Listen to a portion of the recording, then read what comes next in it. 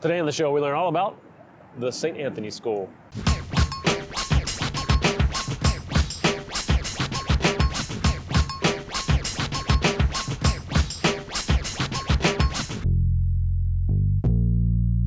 How's it going, everybody? Jason Croft here, and today's show is just incredible. We've got Max Nelson on the show from the St. Anthony School, as you can see here, and they are just an incredible therapeutic school that helps all kinds of kids, those with Aspergers or Autism and some other disorders that, you know, it takes so much to just, not just go to school, but deal with society. And they really get into helping not only the students do those things, but the parents as well, and how to help their own children. It's just an amazing story. I'm not gonna take too long talking about it because Max does a fantastic job letting us all know what the school does and what an amazing job that they're doing. But we're outside right now. We're outside this particular vehicle because this show is sponsored by Bubble. You may remember the episode with Paul Adams a couple of weeks ago, the founder of Bubble, and they are an amazing ride-sharing service that uses retired or off-duty police officers to drive their passengers. Their passengers are, you know, kids 8 and over, folks just like those that attend the St. Anthony School. That's why the relationship there, it's just so perfect. They also drive just special needs folks of all ages, as well as senior citizens. So they are just blowing up here in Dallas and doing amazing things. So it's such a natural fit, these two. We get into that a little bit in the episode as well. Awesome. Let's dive in with Max Nelson. Max Nelson, welcome. Thank you. Thank you for having us. We are in the St. Anthony School bubble ride, and we are off. In the bubble ride. So do tell, Max, what is the St. Anthony School for all these lovely folks who don't know? So the St. Anthony School is a therapeutic academic environment, grades K through 12, accredited by the TAPS, the Texas Association for Private Parochial Schools. Nice. So we're an accredited school that serves populations that require additional support for mental health diagnoses, Asperger or Autism diagnoses. Okay. It's intended to be a transitional school to support families in developing the skill sets to be able to make the choice to return to public school or their previous school settings. I didn't realize that. Yeah. Okay. So we're accredited, so the students and the families that access our elementary school and high school and middle school services, they can graduate with a diploma from our school, from the St. Anthony School, or we can support them in transitioning into another academic setting when the goals have been met that we've set with the families for levels of functioning that allow them to be in a larger population, more mainstream. And I would imagine that's the ultimate ideal, right? Yeah, I guess maybe student dependent. To give the family that choice to create a student to create the skill set that's a choice. You know, students who are able to function socially and academically in a way that's beneficial, oftentimes those families will make the choice to stay at the St. Anthony School because, you know, a way to look at it is if it ain't broke, don't fix it. And if it's working, they're getting their education, they're creating social environments, they're exploring new interests. Oftentimes families will choose to remain at the St. Anthony School, graduate, and then access our post-high school program, the Touchstone program, which is intended to support a college-age student in starting with attending classes at Collin College. So there's a life skill component there with personal finance training, learning how to cook meals. We have the students in the Touchstone program cook lunch 3 times a week. They'll cook breakfast 3 times a week for the group. They have to they learn how to plan that, look at the nutrition, the financial aspects of those things. That's huge.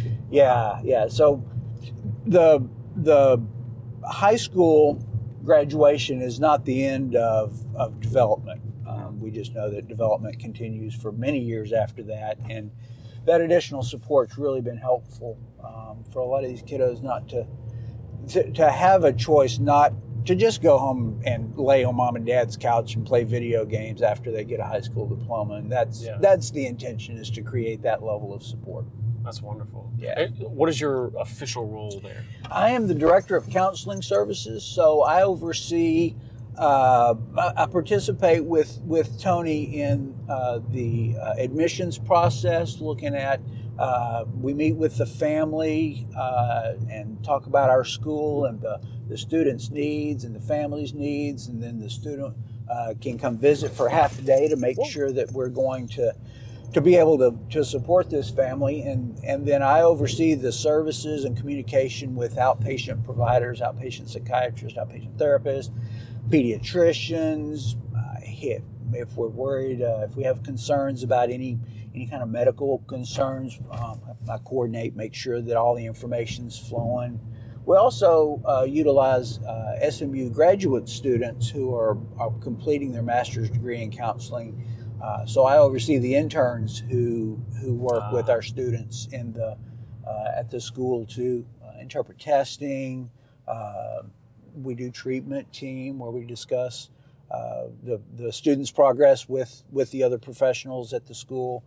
Also do family therapy. So families who need that level of support to put some structure at home to create a 24-hour kid is what we like to say. We're really trying to help these people support their students in being a full, well-rounded person, not just a student.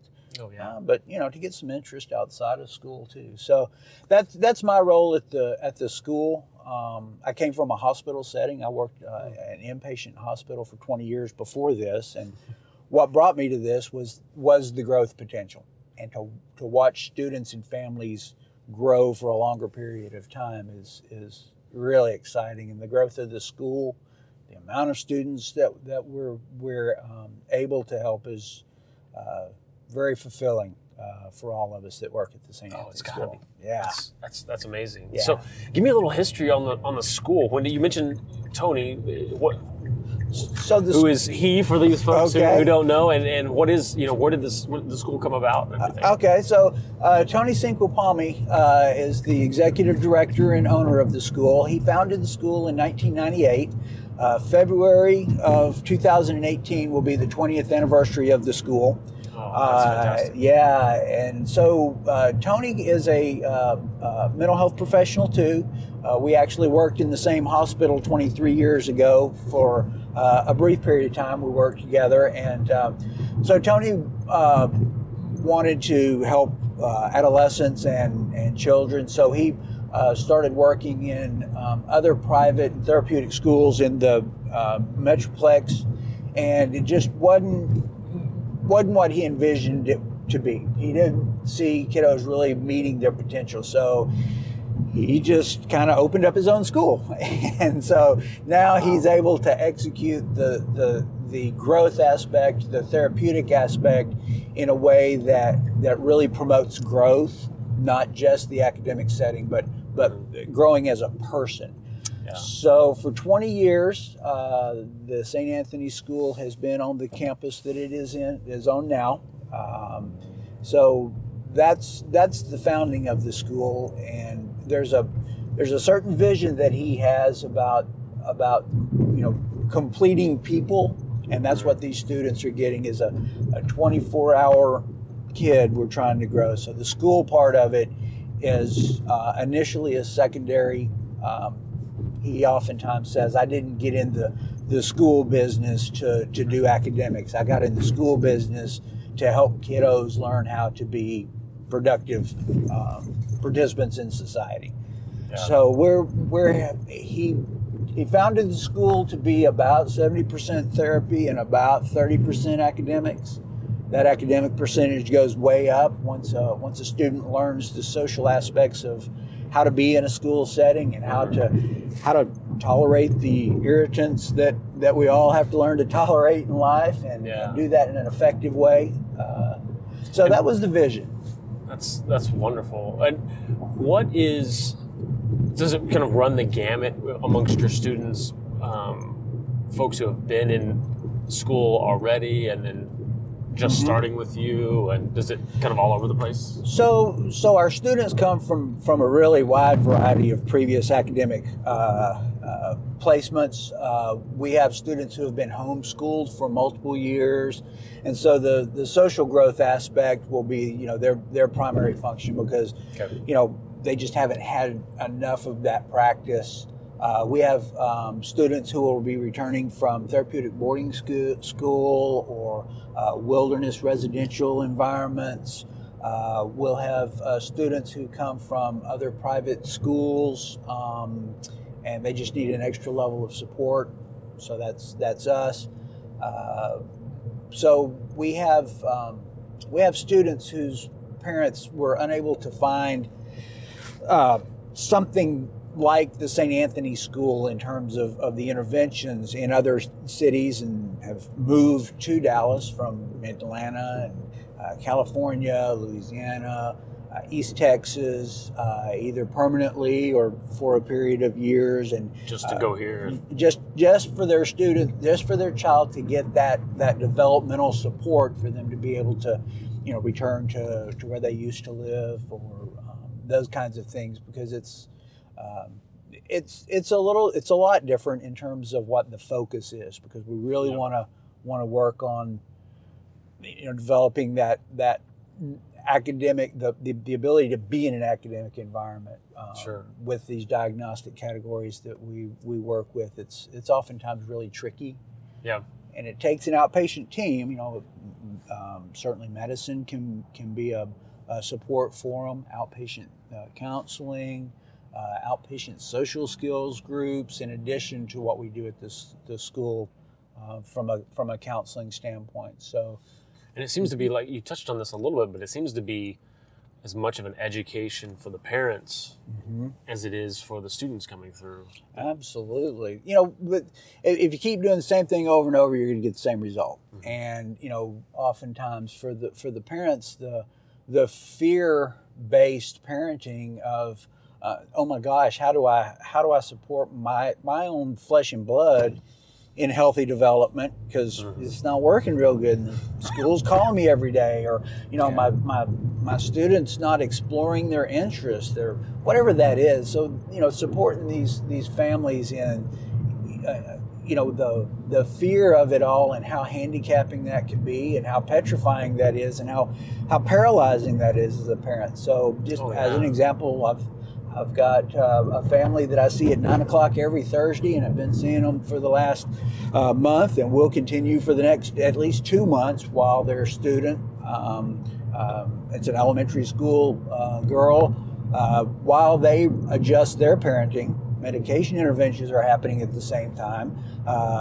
Outpatient social skills groups, all these interventions to support this family, and how do we do this thing in a more healthy, growth-oriented way, instead of just shut up and mind. How do we grow this little girl?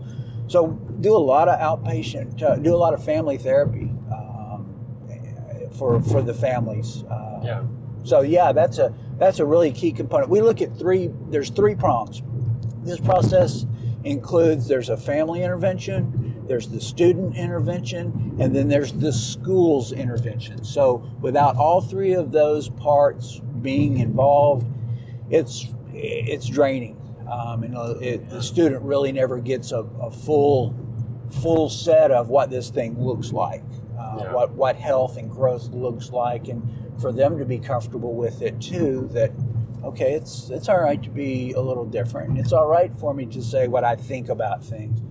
That self-advocacy, the ability to modulate emotionally for themselves, that being angry is all right, just being angry in a way that's healthy for you, and that people understand what that is, and that it's not scary. And to educate families on that is, we will not continue with a student who we don't have all three of those prongs in place.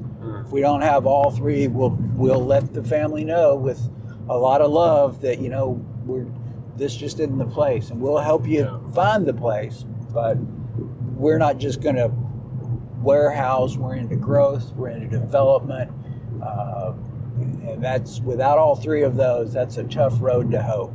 Absolutely.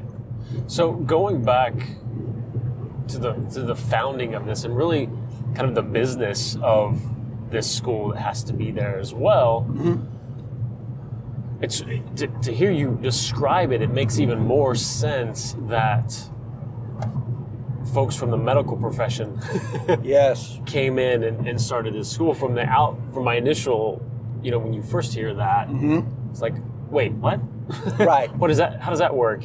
And wow, does it make so much sense? Yeah. as you go through this. So what were those early steps from, you know, here's this idea, and now let's make it, now we can actually do this, and what steps go into being a real school? Right. So for the first steps, obviously, were to get the accreditation through the state for the academic component. So once that was established, now it became a question of how did Tony and the staff create a structure that's not a containment structure, but that's a structure that promotes growth and development. So there's a behavioral structure in place that that allows the student to try things out in a way that's safe and secure and predictable. And the teachers, the actual teachers in the school are all they're certified teachers by the state of Texas, and they are educated in special education, and most of them have been in the public school system and didn't really see change, and so they sought out a place like the St. Anthony. So they're educated too on the mental health piece of what we're trying to do, and so they support through the structure of our level system how a student can try on this new set of behaviors. So it was a structural intervention in the beginning. There was the structural intervention, that's the school in the three prongs. Then they would get the families educated on what that structure looks like at the school so that they could replicate it at home to the extent needed. And so now you've got your 24-hour kid that we talk about, your 24-hour person.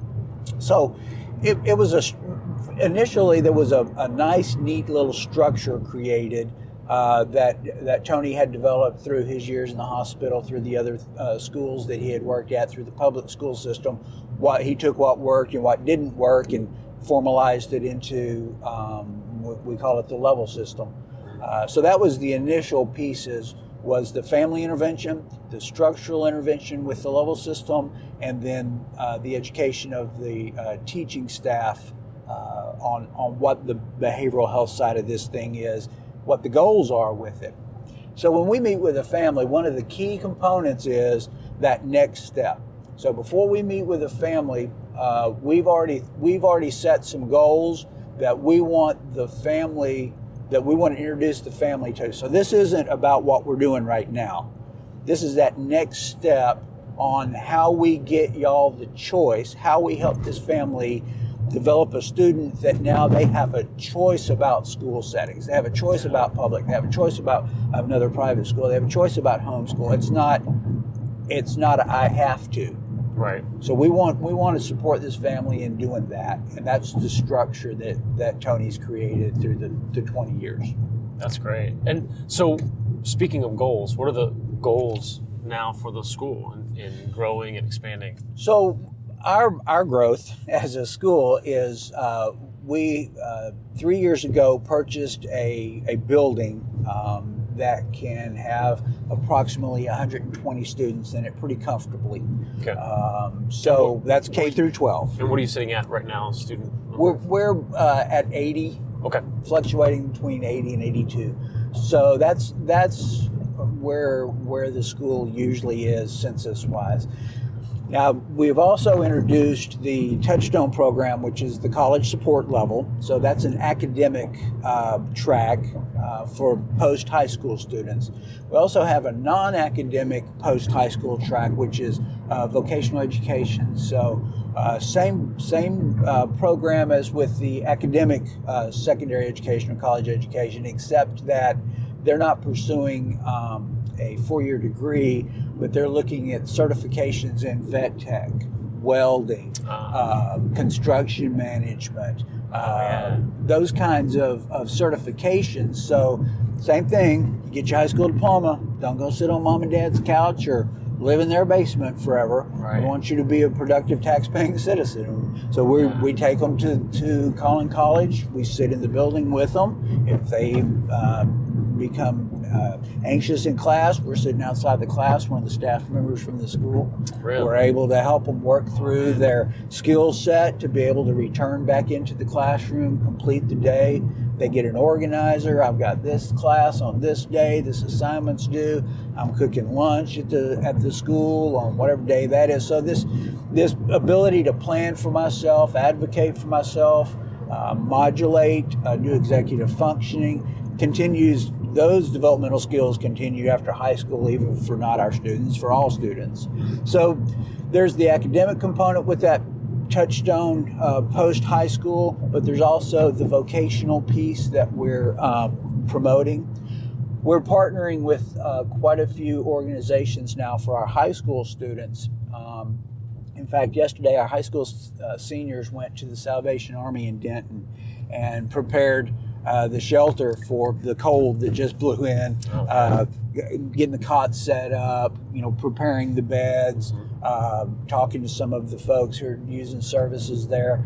We're working with Operation Kindness for our high school students. They'll go help feed the animals and care for the animals. Again, planting the seeds for vet tech school, planting the seeds for volunteering. How do you, best thing you can do when you're in a funk is go serve. Yeah. We want to promote that for our students from K-12 all the way through college. Go serve out in the community. There's a bigger community than just your little family of origin, right? Right. So we want these students to do that. That's great lessons for all of us to learn, right? Oh, absolutely, boy. But that's the best thing we can do when we get in a funk is go serve somebody. Yeah. Whether it's at a meal or Salvation Army or anywhere, just go serve something. Yeah. Even if it's we tell our elementary schools, hey, even if you serve dad a piece of cake, just serve. Just do something for somebody else. So that's where we're growing to. We would like to have some housing on campus for post high school, college age students to continue to use our services and continue to be educated on those things. We've been in talks about some of those kinds of things, we hope. But that's where our growth is right now. That's what we're promoting in terms of post-high school, serving in the community. Those are our focuses right now. That's great. And so I certainly found out about you through the awesome folks at Bubble. At Bubble, yes. Of course, we're in the Bubble ride right now. Yeah, we are. And how did that kind of collaboration happen and relationship? Our school, because of the specialtiness of our school or our population, we have families all over the Metroplex. They drive up to an hour and a half one way to bring their student to our school, and we take great pride in that. And one of the things that we had become aware of was the transportation difficulties, and they were spending all kinds of time trying to get carpools put together, and Uber's just not really quite meeting it. Kind of hard to put your elementary school kiddo in an Uber. Oh my goodness, yeah. So Tony Sinkopami was at a conference, and the wonderful folks at Bubble were there, and he introduced himself to them, and they gave him a in-service on what Bubble is, and to wrap your student in that safety net of what Bubble provides. So we had Bubble come to our open house this year and it has taken off like gangbusters. The students have conversations with each other about, I'm taking my first bubble today, and are you nervous about bubble? No, bubble's great. They'll let you listen to the radio. They'll talk or they won't talk. You get to choose. And so, that's so great. Yeah, and the families have just been off the rails with how fired up they are with bubble. And I got to tell you, when I get back to school after this ride and talk, everybody's going to want to know. I'm the first to ride in our bubble car, in the St. Anthony bubble car. So it's added a level of communication with our students. It's really helpful for our students because we know they're safe. Mm-hmm. The families know they're safe. They're going to get to where they need to get to in a comfortable, safe environment. We know that's going to happen. We're confident in bubble. We have a lot of trust in bubble. But it also creates a dynamic where our students get the extra benefit of starting to be able to talk about how to socialize with somebody who's initially a stranger. Yeah. How anxious they get about it, how nervous they are. It was great. It wasn't great. The guy, I wish he would have talked more. He was really interesting. So it has been a wonderful thing for us. And having now ridden in our bubble, I'm going to be the superstar at the school, right? Sweet. Yeah. Nice. Making me a hero. That's right. Yeah, but bubble has been a great deal for our families, and again, it's safe and it's predictable. That's that scary part of other services is we're really comfortable with bubble. And you can't overstate the importance of that when it comes to your student body and just to your kids. That's huge. Our precious cargo, our students, absolutely.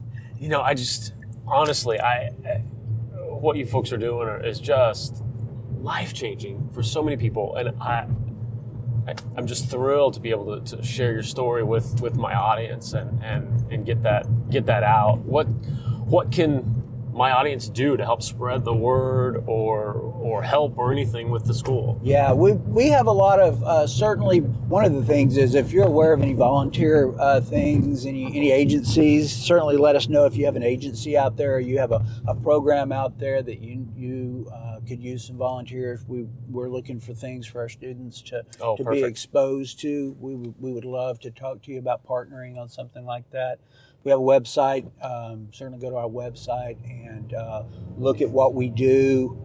There's a lot of photography on there of activities our students have been involved in. There's descriptions of programs, and our job, our mission is to provide that level of support and intervention to support healthy growth.